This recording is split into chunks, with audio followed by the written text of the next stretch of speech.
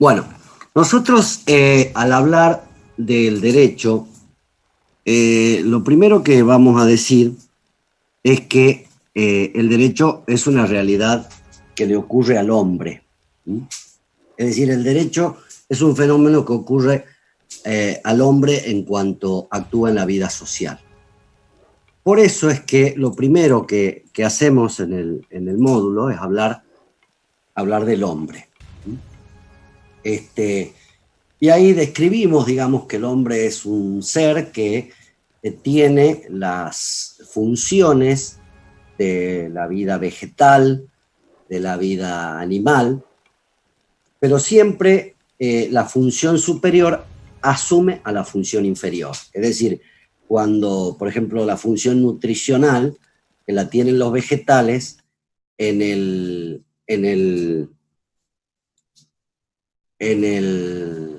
animal son asumidas animalmente, es decir, no es que el animal come como vegetal aunque cumpla una función vegetal, come como animal. Así también todas las funciones vegetales y animales en el hombre son asumidas racional y libremente, ¿sí? Lo propio del hombre, es decir, nosotros cuando comemos ponemos toda nuestra función racional. Por eso es que sabemos que estamos comiendo, tenemos conciencia de que estamos comiendo y a veces tenemos conciencia de que hemos comido mucho, por ejemplo. Un ejemplo típico, digamos, en el orden de la sexualidad, que es un aspecto de la vida animal vinculada a la reproducción también, en el orden de la sexualidad el hombre no actúa como animal, ¿sí? Y no debe actuar como animal. Entonces ahí aparece la racionalidad y la libertad que hacen que el hombre sea responsable moral y jurídicamente. Y esta palabra responsabilidad va a ser una palabra clave en el orden jurídico, porque si nosotros no tuviéramos esta racionalidad y esta libertad, no seríamos responsables de nuestros actos. Entonces es importante que veamos qué cosa es el hombre para poder descubrir en la realidad humana la existencia del derecho. Esto es el hombre, es un ser, es un animal, pero está dotado de racionalidad y de voluntad libre. Esto le permite al hombre dirigir sus acciones. Fíjense que cuando en el derecho penal, cuando ustedes lean algún artículo, qué sé yo, de derecho penal, van a decir que tal persona es imputable o es inimputable. Y cuando el Código Penal define quién es imputable, dice, es aquella persona que comprende la criminalidad de sus actos y puede dirigir sus acciones, ¿no? Entonces ahí vemos nosotros que el comprender, que pertenece a la dimensión intelectiva de la inteligencia, y el dirigir las acciones, que pertenece a la voluntad y a la libertad, son aspectos propiamente humanos. Eso por un lado. Por otro lado, el hombre tiene una dimensión espiritual, es decir, el hombre tiende a salir de sí, a salir de su propia individualidad y a establecer relaciones. Y ahí en esas relaciones el hombre se relaciona con tres realidades. Hay una relación ascendente, siempre el hombre ha tenido algún tipo de idea de dónde vengo, a dónde voy, quién hizo todo esto. Bueno, y ahí se traza una relación con ese ser que llamamos Dios. Y esa relación es lo que funda la vida, la dimensión religiosa del hombre, ¿no? En segundo lugar, traza una relación inferior, es decir, descendente, con el resto del mundo que le ha sido dado para gobernar, y que lo gobierna bastante mal, dicho sea de paso. Pero hay una relación descendente y ahí es donde el hombre hace cultura, ¿no? ¿Qué es la cultura? Es la actuación del hombre sobre la naturaleza, imprimiéndole a la naturaleza un sello espiritual, ¿no? Un pedazo de piedra, viene un señor que se llama Miguel Ángel y lo empieza a cincelar y hace una escultura y le imprime a esa naturaleza, que es la piedra, le imprime un sello espiritual. Por supuesto que podría haber hecho con un pedazo de piedra también un arma para matar a alguien, y en ese caso también le imprime un sello espiritual. Por eso que en lo cultural también podemos hacer valoraciones, porque no es lo mismo plantar un árbol que incendiar un bosque. Son dos actuaciones del hombre sobre la naturaleza, y sin embargo nadie duda que no son inocuas o exactamente iguales. Y en tercer lugar, y ahí viene lo propiamente, lo que más nos interesa, el hombre traza relaciones horizontales con sus semejantes, y ahí funda lo que es la vida social, y ahí va a aparecer el derecho. Fíjense que hay una famosa novela del siglo XIX, muy conocida, muy famosa, Robinson Crusoe, no sé si la escucharon alguna vez. Es un náufrago que queda solo en una isla, y en la isla, claro, empieza él a interactuar con la naturaleza, se alimenta, se hace su casa, descansa, se protege de los animales, etc. Pero claro, ahí no aparece la necesidad del derecho. ¿Cuándo aparece la necesidad del derecho? Cuando en la isla aparece otra persona, un indio llamado Viernes, porque él venía contando los días, y aparece un viernes, y ahí aparece la necesidad del derecho porque empiezan ellos dos a tener que organizarse para cazar, para hacer guardia, para construir, para cuidarse de los otros animales, etcétera, etcétera, ¿no? Entonces, ahí aparece el derecho y empiezan a aparecer roles, funciones, de modo tal que el hombre es un ser social, y en esa dimensión social es donde aparece el derecho. Y en la dimensión racional y libre de la voluntad y de la libertad que tiene el hombre, aparece la dimensión moral y jurídica que hace al hombre responsable de sus actos. ¿Mm? Hasta ahí más o menos la pequeña introducción de esta primera parte, y les leo las preguntas mientras voy a dar la vuelta a la carne al asado.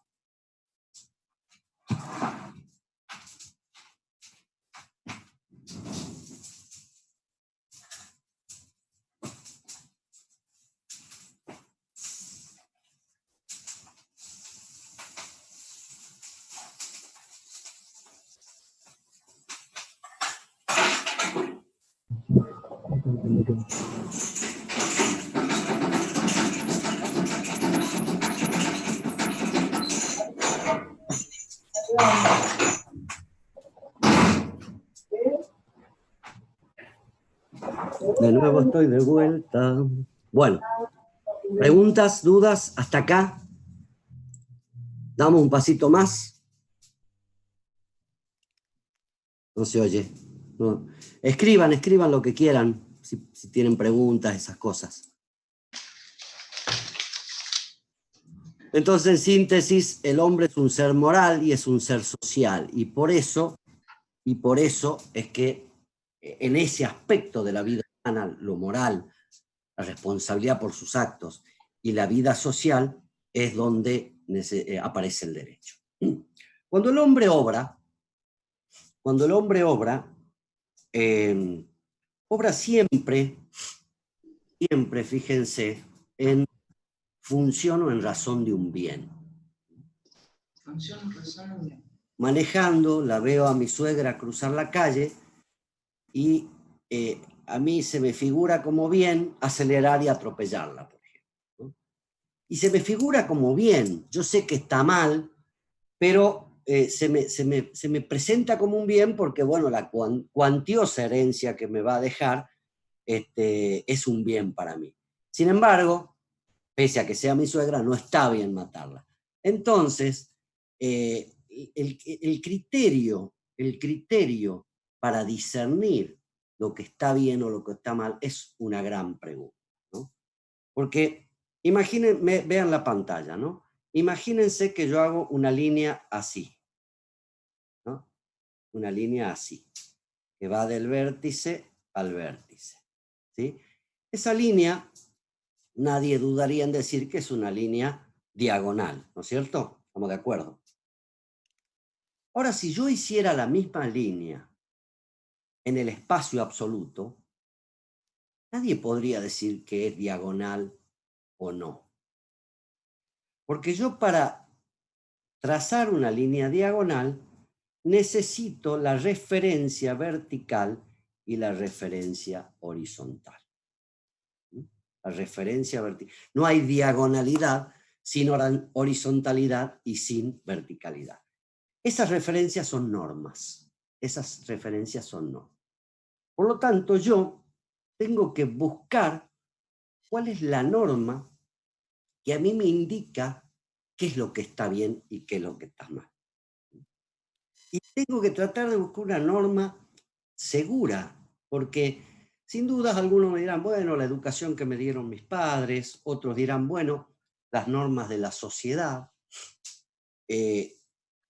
pero aparece siempre la necesidad de buscar normas inmutables, estables, ¿no? Siempre ha aparecido. En la historia de la humanidad no vamos a avanzar sobre eso, pero la necesidad de buscar normas inmutables, estables, etc. Y nadie dudaría que si yo voy por la calle, veo a una persona tirada y paso y la escupo, la pateo, le insulto y le saco el poco abrigo que tenía, eso tiene una calificación. Después dirán ustedes cuál. Esa misma escena yo paso de una persona tirada, desabrigada, le doy mi abrigo, la ayudo, le doy de comer, la llevo a un hogar, le curo las heridas, etc. Tiene también otra calificación. Entonces, ¿cómo es posible que nosotros digamos que lo bueno o lo malo siempre depende de cuestiones culturales, de los tiempos? No, hay algunas cosas que ni en los tiempos ni en las geografías varían, ¿no? Por ejemplo, ¿se podría vivir en una sociedad cualquiera, ustedes que van a ser martilleros y corredores públicos, es decir, van a operar en muchas intermediaciones, ¿se podría vivir en una sociedad donde no fuese obligatorio cumplir lo pactado? Imagínense una sociedad donde no fuese obligatorio cumplir lo pactado. O donde no fuese natural, por decirlo así, decir la verdad. Yo les digo, estoy en mi casa. ¿Ustedes están pensando que yo les he mentido? En realidad esto es una escenografía.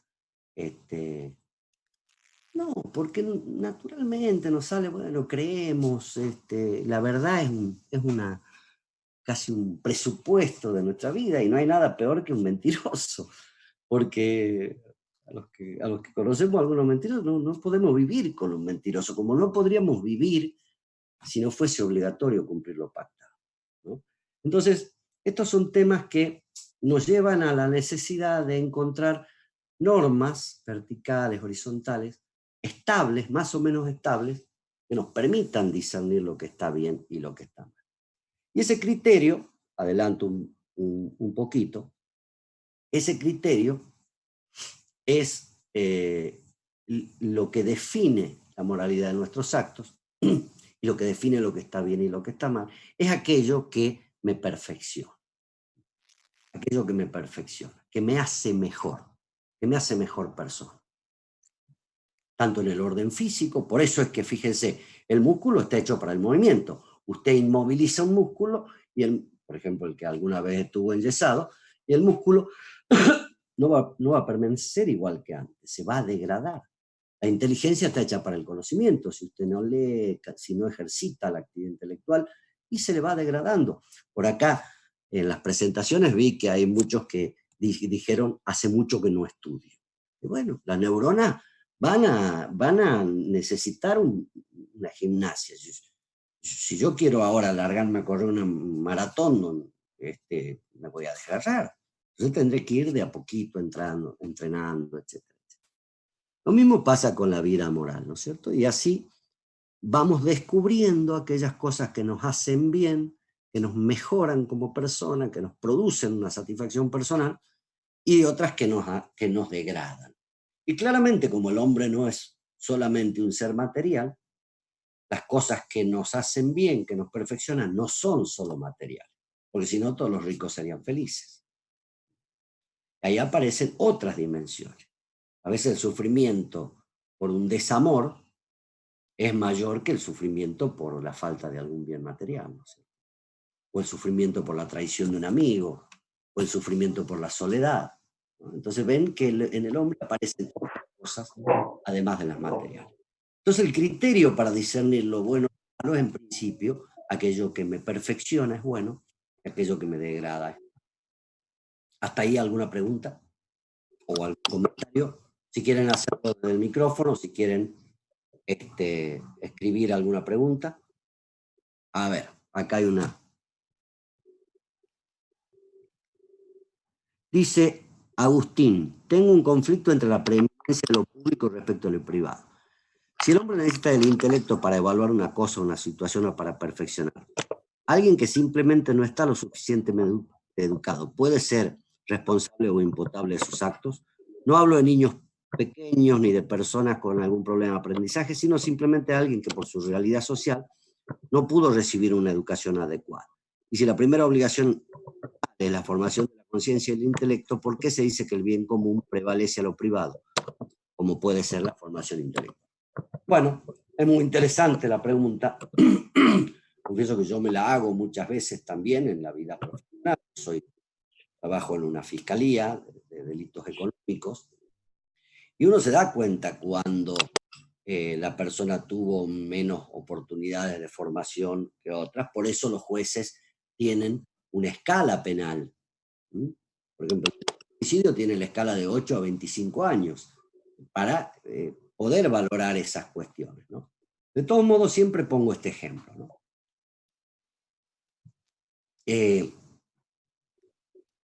En Tucumán, ¿hay algún tucumano acá? Yo soy tucumano. Y hace 20 y pico de años vivo en Mar del Plata. Hay un problema con el audio. ¿Alguien más tiene problema aparte de David? A ver si es un problema de él o de todos. Ahora voy a la pregunta, Agustín. Bueno, fíjate, David, debes tener algún problema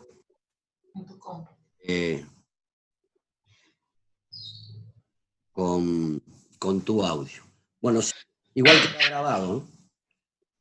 Les digo, en Tucumán hay una familia famosa que son los Gardelitos, que es toda una familia dedicada al arte del punguismo. Es decir, al arte del choreo, sin ejercer violencia. Son expertos en meter la mano en los bolsillos del caballero o en la cartera de la dama, con mucha habilidad.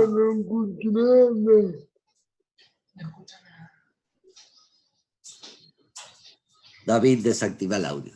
Bueno, esta familia va educando a sus hijos en ese arte. Y claro, yo siempre me pregunto, ¿cómo ese niño que ha sido educado de que robar o hurtar está bien, va a descubrir que está mal? ¿Cómo va a ser? Con respecto a su eventual imputabilidad y todo eso. Entonces le pregunto, ¿cuándo ese niño puede darse cuenta que robar está mal? Y cuando es adulto. Cuando es adulto. Sí, ¿por qué? En el correr de la sociedad también. Porque Bien. obviamente en la misma vivencia del día a diario se va a ir dando cuenta de que es malo. Bien. Y la respuesta más contundente es la que acaba de decir Agustín, acá. Cuando le roban a él, claro. No hagas a otro lo que no te gusta que te hagan. O trata a los demás como te gusta que te traten. Eso surge no de una actividad, un discernimiento intelectual. Surge del hombre en la vida social. En la vida social. Una vez vi un video de chicos de 3 años viendo una película. Y los chicos de 3 años veían a un nene en la película peleándose y dándole los juguetes a otro, ¿no? Y los niños que miraban lloraban y se enojaban con esa escena. Mientras que después les pasan otra escena de todos niños compartiendo los juguetes y riéndose, y los niños se regocijaban con la escena buena. Es decir que puede variar la imputabilidad, la responsabilidad por la educación, etcétera, pero no la anula. Mucho menos respecto de los delitos más graves, es decir, el delito contra la vida, contra la propiedad. Uno apenas entra a vivir en sociedad sabe que es distinto. Bueno, ya delitos un poco más complejos podrían ser juzgados de otra manera, ¿no? Qué sé yo, una evasión impositiva, bueno, tipo no sabía, te puso un kiosco, tienes poca formación, puso una... Y bueno, entonces quizá eso, no sabía que tal impuesto, tal otro, bueno, pongamos, alguien joven. Pero los demás delitos, la verdad es que la mayoría de la gente y ciencias con mínimo de capacidad intelectual sabe lo que está bien y lo que está mal. No sé si contesté más o menos, Agustín, un poco lo que quería saber. Bueno, continuemos. A partir de entonces de saber lo que está bien y lo que está mal, el hombre desarrolla actividades que lo perfeccionan o lo degradan, ¿no? Lo perfeccionan o lo degradan. Cuando esa actividad perfectiva del hombre es habitual, es un hábito, llamamos virtud. Virtud. Y cuando esa actividad degradante del hombre es habitual, lo llamamos vicio. Por eso, un borracho consuetudinario que se va degradando en su vida física y psíquica, le llamamos que es un vicioso. Y en cambio, una persona que naturalmente es estudiosa, responsable, por eso es que decimos que los hábitos se pegan a la naturaleza, de modo tal que explican muchas veces a la persona. Y muchas veces nosotros definimos a las personas por sus hábitos dominantes. ¿Cómo es Lorena? Ah, Lorena es servicial, es generosa. ¿Cómo es Martín? Oh, Martín es mentiroso, tremendo. ¿Ven? Entonces, definimos a las personas por sus hábitos dominantes. Y entonces, cuando el hábito dominante de una persona es un hábito virtuoso, inmediatamente nos produce adhesión, una cierta admiración también. Y si es un hábito vicioso, un vicio, entendemos que ahí hay una pequeña degradación. Perdón, que atiendo. Hola. ¿Cómo andás? Sí, sí. Ah, ahí voy. Chao. Perdón que ya vengo, que me golpeó la puerta. A ver.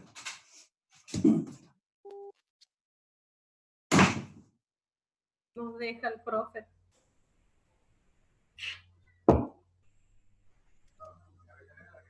Activen los micrófonos.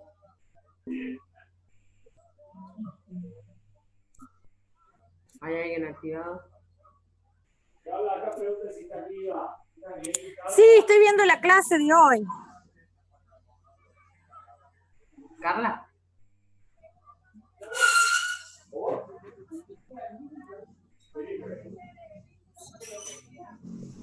¿Carla está conectada? Sí. Ay, pero justo pensé que entraba alguien al negocio y perdí la clase. Ay, no sé dónde está. Acá estoy. La próxima les prometo que no voy a estar de asado, así que va a ser un poquito más ordenado. Y entonces las virtudes son hábitos perfectivos y los vicios son hábitos degradantes. Ya sabemos el criterio de bien y mal. Lo hemos dicho, bueno, aquello que me perfecciona, que me hace mejor persona es bueno, me degrada es malo. Entonces la virtud es un hábito perfectivo y el vicio un hábito degradante. Y hay 4 que son virtudes fundamentales. Y ahí nos lleva a la primera palabra jurídica, la justicia. La primera virtud cardinal de estas 4 importantes es la prudencia, es lo que se llama la recta razón del obrar. Prudencia. Cuando un hombre o una mujer son prudentes, son aquellas personas que piensan antes de obrar, que básicamente miden las consecuencias. Y como es un hábito, esto lo hacen con facilidad. No es que el prudente, como decía un amigo, perdón la expresión, no se hace pis entre 2 baños, no se decide nunca. No, el prudente toma decisiones viendo las consecuencias, ¿no? Yo puedo, por ejemplo, ahora contarles un chiste de humor negro, por ejemplo. Y bueno, a los tucumanos nos gustan los chistes de humor negro, pongamos, bueno, tal vez pase, no sé si es muy prudente en una clase, pero pongamos, estamos tomando un café y cuento un chiste de humor negro. Ahora, ese mismo chiste no lo puedo ir a contar en un velorio. ¿Entienden? Entonces, es imprudente contar un chiste de humor negro en el velorio. Entonces, la persona prudente es aquella persona que... la persona prudente es aquella persona que sabe adaptarse, mirar la realidad para obrar en consecuencia.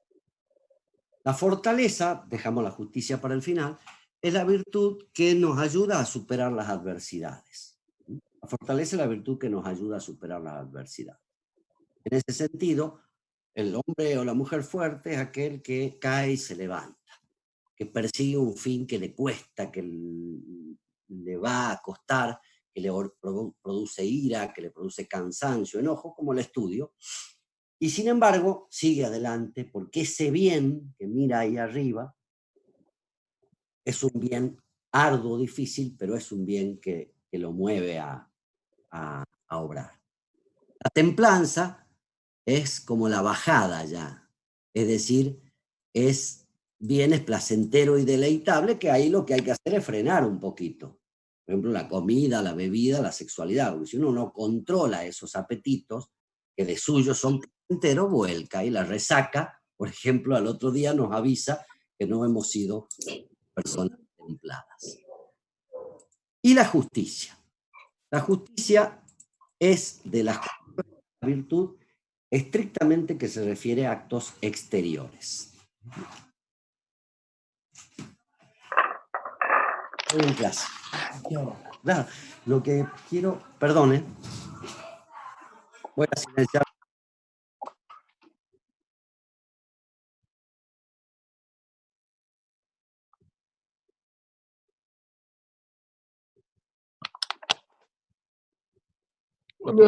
David, por favor, si podés, si estás escuchando, silenciar el micrófono porque se escucha mucho lo que pasa en tu casa y distrae un poco. ¿No? Gracias. Explícame cómo es. ¿Cómo es así? Tenés como si fuera abajo a la izquierda un microfonito donde dice mute o en el otro caso dice... No tengo mute. No tengo mute. ¿No? No. Fíjate abajo a la izquierda un cartelito que lo dice. Abajo a la izquierda. Abajo de la pantalla de video, abajo a la izquierda hay un cartelito donde dice mute. Y si no, toca la foto donde estás vos y salen 3 puntitos, ahí está, ahí lo silenciaste. Perfecto, gracias David. Retomamos entonces, mil disculpas. Entonces, la virtud de la justicia siempre se refiere a un acto exterior.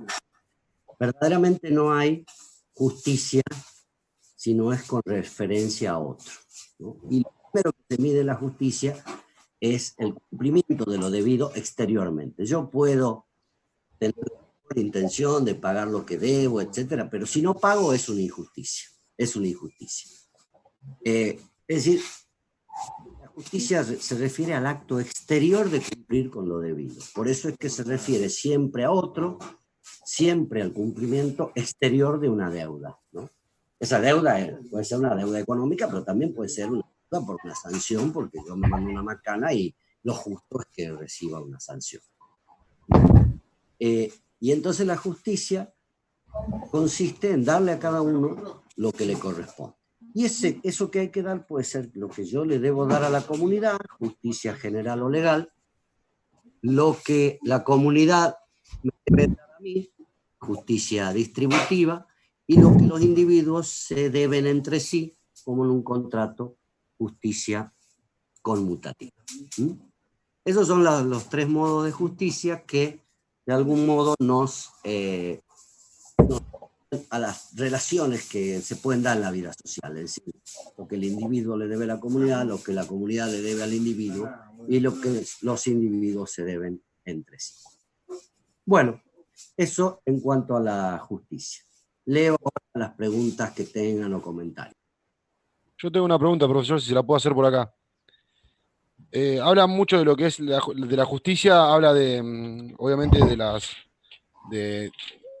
formas de la justicia, pero hay algo que no me quedó bien claro porque en una parte del apunte habla del sujeto y el objeto, que lo explica bien, pero no explica bien la naturaleza esencial de la justicia. Entonces esa sería mi pregunta. ¿Cuál sería la naturaleza esencial de la justicia? Muy buena pregunta. La esencia de la justicia consiste en la igualdad entre lo que se debe y lo que se da. Por eso el símbolo de la justicia es una balanza. Los que tienen mi edad o... Sí, te dan una clase. ¿Quién? Presento a mi alumno. Ella es la que cumple años. Feliz cumpleaños. Gracias. Gracias. Ah, ¿te gustaron? Sí, la visité.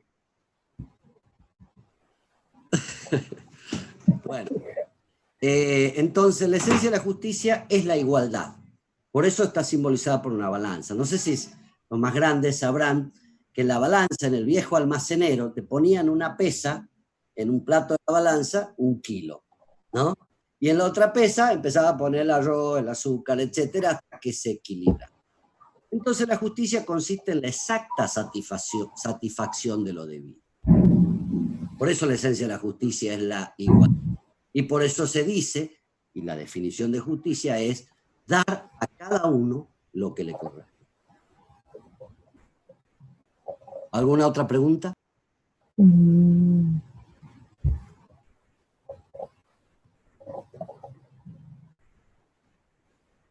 Agustín dice, ¿no hay justicia también entre comunidades? Muy bien, claro. Cualquier relación humana es susceptible de relaciones de justicia. Sí, cualquiera. Puede haber justicia entre comunidades, entre países, entre personas, dentro de una familia. Siempre que haya una relación de alteridad va a haber una situación de susceptible de ser medida por la justicia.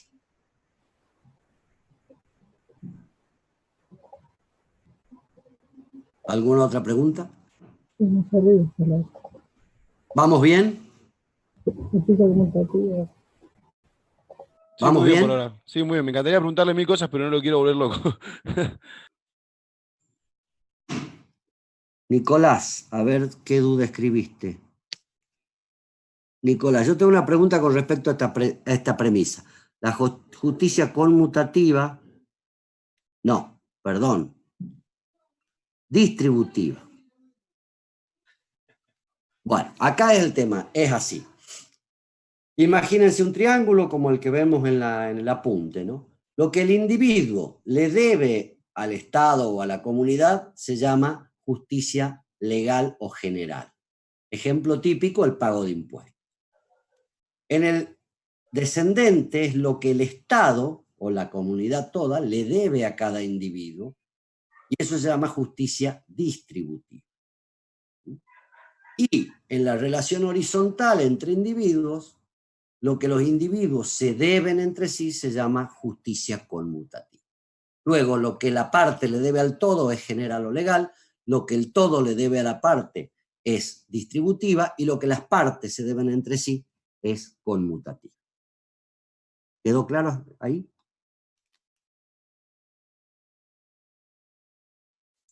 Muy bien, Mabe pregunta, se ve que ya estuvo leyendo, una pregunta muy interesante. Pasa que hay ciertas relaciones de alteridad donde no se puede satisfacer la exigencia de la igualdad. Y ahí aparecen las virtudes anexas a la justicia, como la religión, porque a Dios no le podemos devolver todo lo que nos dio, o los padres o la patria. Entonces esas son virtudes anexas a la justicia. La religión, la piedad filial, la piedad patriótica, etc. Y en otros casos, otras virtudes anexas, es cuando la exigibilidad, el débito no tiene una fuerza exigible jurídica. Por ejemplo, el caso de la gratitud. Es lindo y hermoso ser agradecido, la ingratitud a todos nos duele, pero yo no podría ir a un juez a denunciar a un amigo porque fue ingrato. Sin embargo, en algunos casos, yo pongo ahí algunas virtudes sociales sí podrían ser exigibles. Por ejemplo, un grupo de herederos, resulta que son 3 herederos, y uno hace 20 años que no le da bolilla al padre, nunca lo ha atendido, se ha desentendido, muere el padre y se presenta a heredar. Bueno, los otros coherederos tienen una acción que se llama de exclusión de la herencia por ingratitud. Es decir, ahí la ingratitud tiene una consecuencia concreta. Otro ejemplo, digamos, la vindicta. La vindicta es una virtud anexa a la justicia porque hay un derecho de la comunidad o del individuo a que quien causa un mal reciba un mal. El fundamento de cualquier sanción, ¿cierto? Causaste un mal, vas a recibir un mal. Eso es la vindicta. Pero, ¿por qué en estricta justicia, entonces quien causa un mal debe recibir un mal? Ahora, ¿en qué se diferencia la justicia? Sencillo, la posibilidad de perdonar. El Estado a veces puede perdonar y el individuo también a veces puede perdonar. Entonces, ahí se diferencia la justicia, que no siempre es obligatorio sancionar al que causa un mal. A veces puede ser bueno perdonar. Fíjese que hay delitos que el Estado renuncia a actuar porque, bueno, se cometen en el ámbito de una relación familiar, o en otros como las calumnias e injurias, que el Estado dice, si usted no le molesta, yo no voy a intervenir. Entonces, quiero decir con esto que hay virtudes anexas a la justicia que justamente no son iguales, aunque hay relación de débito, aunque hay relación de alteridad, cuando se refiere a conductas exteriores, pero no son iguales a la justicia. Bueno, acá pregunta Pablo, ¿algún ejemplo de casualidades de justicia y derecho? No entiendo la pregunta, Pablo, si la podés reformular. Mientras tanto voy a comentar el tema de la bibliografía. Con el módulo están bien, pero si quieren complementar, en el programa está la bibliografía, ¿no? Ahí para una parte. Escuchen una cosa. Esta primera parte corresponde al enfoque filosófico que hace la cátedra.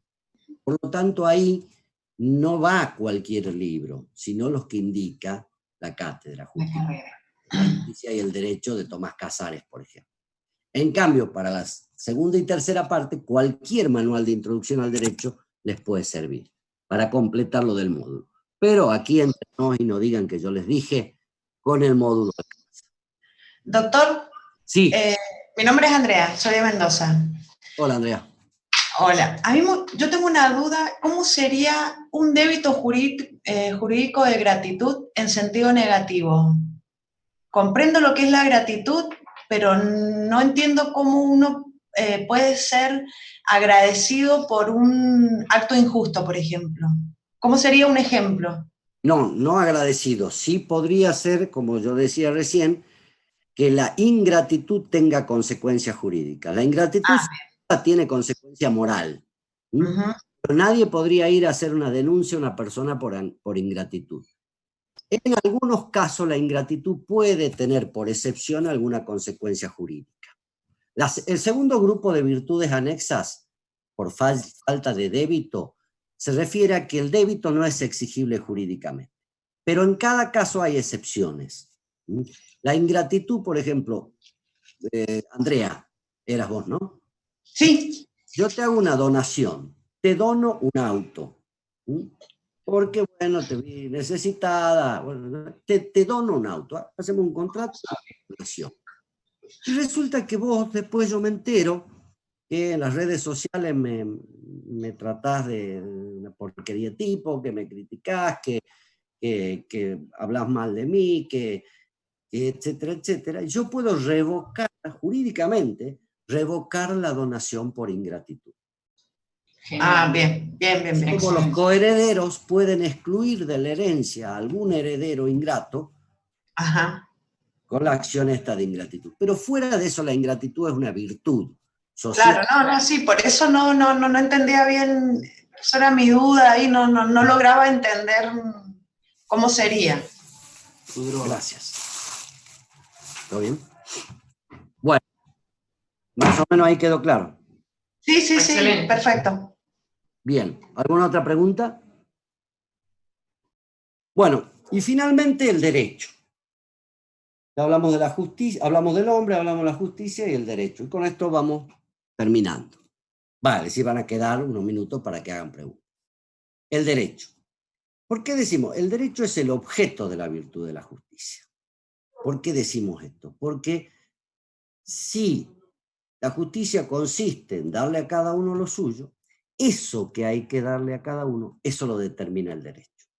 Por eso es que la gente espontáneamente dice, uy, no hay derecho, o no tenés derecho, o esto es injusto.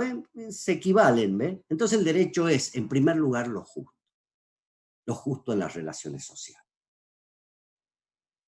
No es la norma el derecho. El derecho se expresa en normas, pero el derecho es y debe ser, en primer lugar, lo justo. Santo Tomás de Aquino dice, el derecho se llama así porque es justo. Y Cicerón, jurista romano, decía, fíjense qué interesante, dice, llamar derecho a una norma injusta es como llamar medicina a un veneno. El derecho, como la palabra lo sugiere, tiene que ser recto. Si el derecho no es recto, no es verdadero derecho, como yo no puedo decir que una línea torcida sea recta. El derecho es la rectitud en la vida social. Darle a cada uno lo que le corresponde, lo justo. Eso es lo primero del derecho. Después sí aparece, esa es la primera acepción, derecho objetivo. Después sí aparece lo que se llama el derecho subjetivo, es decir, la facultad que tiene, si María Emilia y yo firmamos un contrato de alquiler, el derecho indica que María Emilia me tiene que ceder la propiedad, el uso y goce de la propiedad, y yo le tengo que pagar el precio del alquiler. Eso establece el derecho. Lo justo entonces es que yo pague, y lo justo es que ella me entregue el uso y goce de la casa. Ahora bien,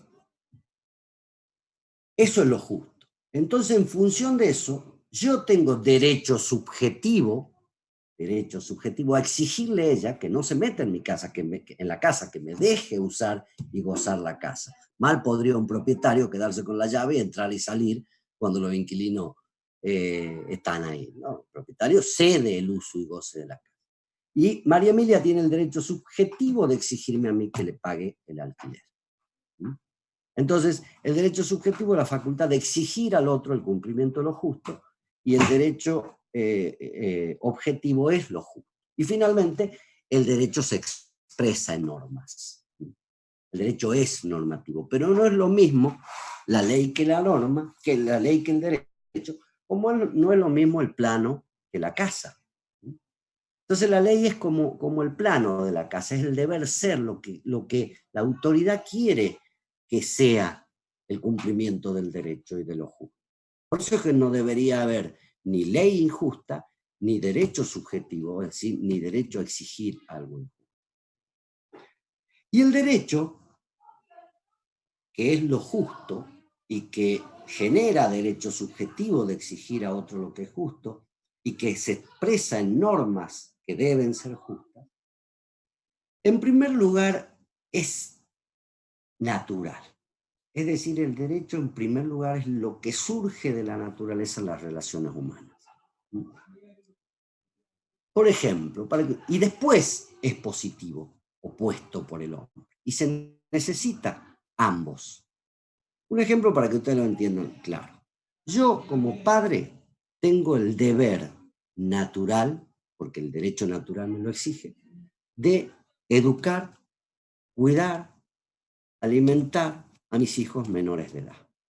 Esto es inherente a la paternidad misma. Bien. Entonces vendrá el derecho positivo y dirá qué es ser menor de edad, qué consiste alimentar, qué consiste educar, si primaria y secundaria, si alimentar, si cuánto, si se discute esto justamente cuando hay un divorcio, por ejemplo, si, qué significa educar, etcétera, etcétera. ¿Y qué pasa si no lo hago? Y aparecen las sanciones. Entonces, ven, el derecho es todo, en parte natural y en parte positivo. ¿Es obligatorio cumplir lo pactado? Sí, dije. No se podría vivir sin cumplir lo pactado. Ahora bien, vendrá el derecho positivo a decir qué le pasa al que no cumple lo pactado. ¿Qué tipo de pactos son lícitos? Porque yo puedo pactar cualquier cosa. Puedo pactar a someter a una mujer a la prostitución o a una persona a la esclavitud, y ese pacto no es lícito. Entonces, en ese caso no es obligatorio. Y ahí vendrá el derecho positivo a establecer la licitud de algunos pactos, la ilicitud de otros, las sanciones, las consecuencias, etc. Entonces, el derecho es natural y es positivo. Y lo último es que el derecho es público y privado. Público cuando interviene en la relación jurídica de algún modo el Estado. Siempre en el derecho hay relación jurídica. Sí. Lo hacemos. Sí. Sacamos el cable. Siempre en la relación jurídica hay, siempre en el derecho hay alguna relación jurídica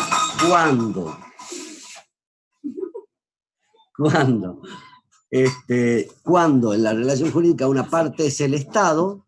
¿Por qué lo van a hacer las mujeres eso y no lo hacen los varones? Van a ser machitos. Cuando en la relación jurídica interviene el Estado, hablamos de derecho público. Y cuando en la relación jurídica no interviene el Estado, como parte de la relación jurídica, hablamos de derecho privado. Con esto más o menos tenemos un panorama de lo que es el hombre, el derecho, la justicia, el derecho y la ley. Bueno, nos destinamos los últimos 5 minutos a preguntas, saludos y lo que quieran.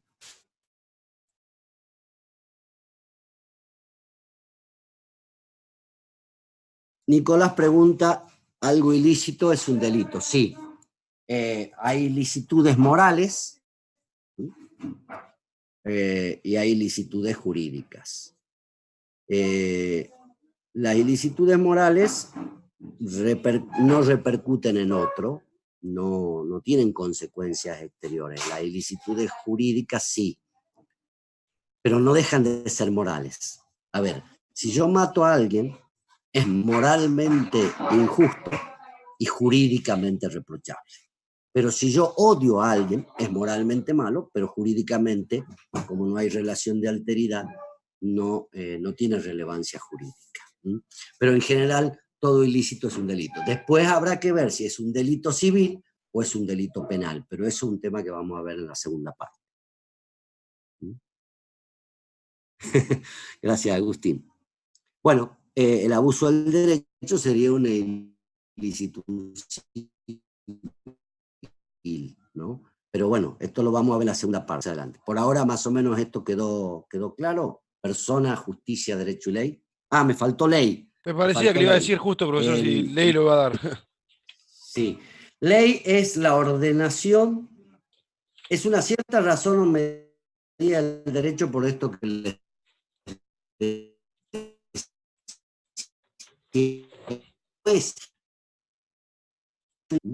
es la ordenación que procede de la razón. Esto es importante porque la ley no es un capricho de la autoridad, sino racional, dirigida al bien común, es decir, que la ley tiene que mirar al bien de toda la comunidad, no satisfacer un interés de poder o un interés particular, y promulgada por la autoridad. Esa promulgación hace que la ley deba ser conocida para ser obligada.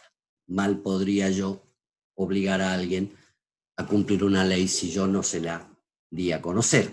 Es como castigar a un hijo sin haberle dicho cuál era la norma que debía cumplir, ¿no? Entonces la promulgación es dar a conocer la ley. También acá vemos la existencia de una ley natural que está inscripta en el corazón, por el cual todos sabemos lo que está bien o lo que está mal en términos generales, y la ley positiva, que es la ley que establece el hombre para dirigir las acciones hacia el bien común en la sociedad. Lo importante de la ley es que debe ser siempre general, debe ser justa, debe ser ordenada al bien común, debe ser sancionada por una autoridad legítima. Son como requisitos que exige la ley. Y la ley, lo importante es que la norma dirigida al bien común por la autoridad propia. Fíjense, a ver si me explico, con esto vamos a terminar. Supongamos que nosotros estamos en un aula real física, ¿no? Y de repente, ¿quién es la autoridad? Les pregunto, ¿quién es la autoridad en esta relación, en esta comunidad? El profesor. La autoridad es el profesor. Yo básicamente no puedo ser autoritario, no puedo ser caprichoso, pero pongo las normas, ¿sí?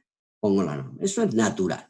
Pero supongamos que estamos acá, que están acá ustedes, acá en mi casa, en el asado, sigo siendo yo la autoridad, y de repente ven esa madera de ahí, se empieza a incendiar, y resulta que acá hay martillero, abogado, contador, pero Lorena es bombera.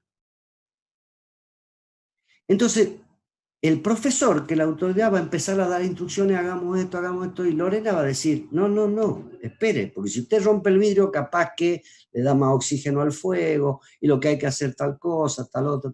Entonces, la autoridad ahí va a ser Lorena. Porque el bien común en esa circunstancia es salvar la vida y salvarlos del incendio. Entonces, la autoridad es ordena al bien común y dicta normas. Entonces, Lorena nos va a ir dictando las normas para salvarnos del fuego.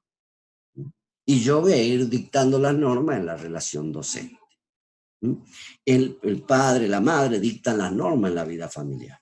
Y la autoridad que hemos elegido, que elige una determinada comunidad, en un club de fútbol, en un municipio, etcétera, es la que va dictando las normas para el bien común, pero siempre con la ordenación al bien común y siempre que debe ser racional y no un capricho.